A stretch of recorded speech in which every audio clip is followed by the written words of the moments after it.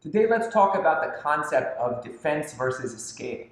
In jiu-jitsu, sometimes when we talk about defending against a submission or an attack or a guard pass, we think in terms of, we group defenses and escapes together.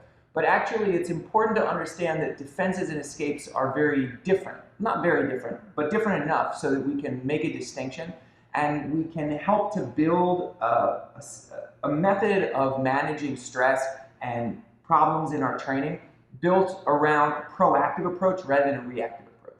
And at its very core, defense is reactive. It also tends to be very static.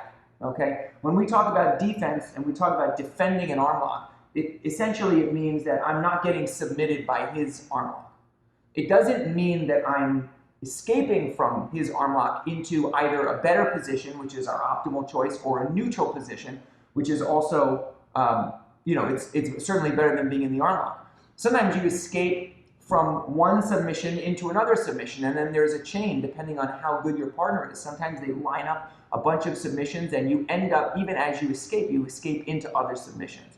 But all of that is much different than simply defending. And so we want to try to encourage everybody who's training to get out of just a straight defensive mindset where you're defending and beyond this point there's no other plan, or you're kind of just hoping for the best, and then like actively escaping. So a good example of this is Katagatame. We use any submission, but we use Katagatame here. So let's say that you're down, you're in the bottom position. So come on to the mounted position. And actually, I'll have you attacking this side. So let's say I'm in the bottom of the mounted position. My partner has done a good job of wrapping the head, and then they've gotten my arm, and I'll have him keep his head up so that I can talk to you. But the idea is that he's starting to walk this arm up. So I know what's going to happen. What's going to happen is he's going to walk my arm up, he's going to clear it, and he's going to lock, and he's going to finish here.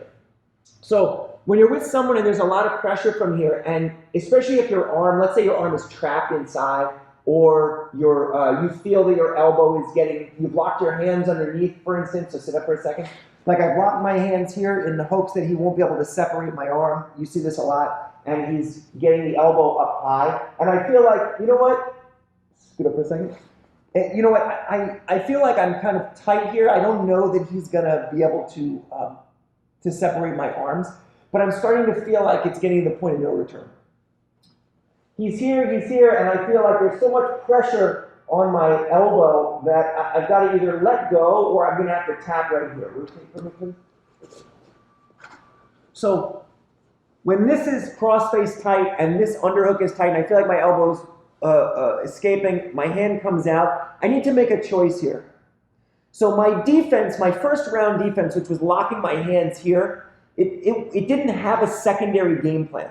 The only idea behind these locked hands was to prevent him from separating my arms, right? And then even if he doesn't separate my arms and he continues to put pressure, even now this is pretty uncomfortable.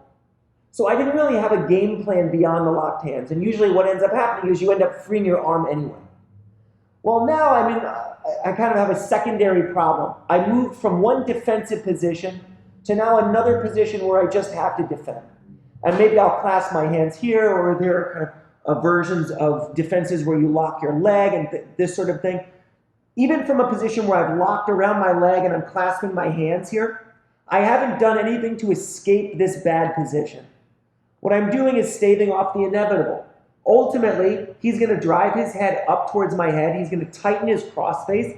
He's going to walk, and maybe with some effort, I can kind of create a little bit of space, but I'm not really focusing on escaping. I'm focusing on defending.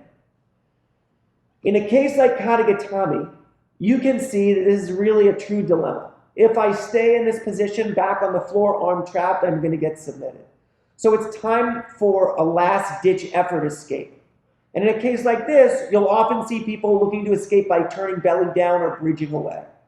So as he keeps his hands locked here, oftentimes you'll see a trap and a roll that looks to alleviate this arm.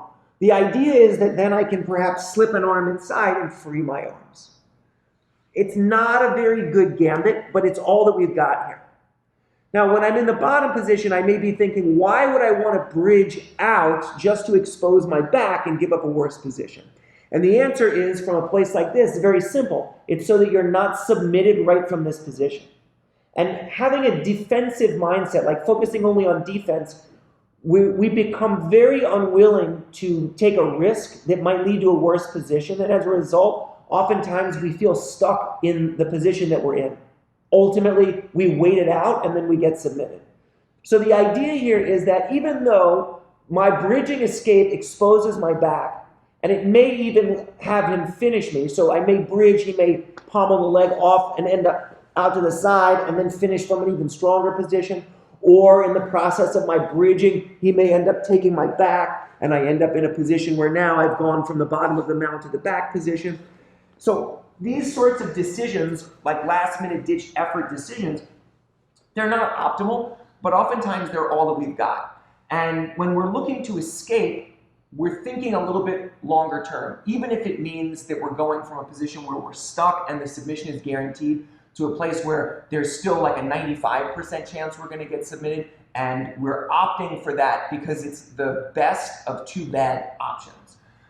So this is not so much, again, like a technique video as we usually do, but a little bit more of a concept to be thinking about. And Danaher has talked about the maximizing mindset versus satisficing mindset. And this is kind of the same idea. It's something that we've always worked on throughout the years.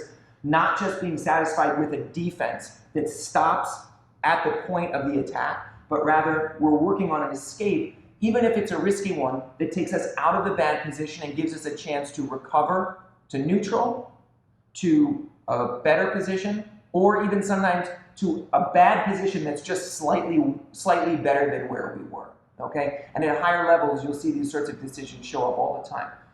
Do they work out for the best? Not always, but a lot of times when you're working with a submission, there's, and it's locked in and everything is very deep, you have to make these sort of decisions. You have to be able to differentiate between when you're purely defending and when you are proactively looking for an escape. So hopefully this was helpful to you in terms of how you're thinking about defending and escaping when you're working gi or no gi. If you liked it, let us know, and we'll see you soon. Thanks.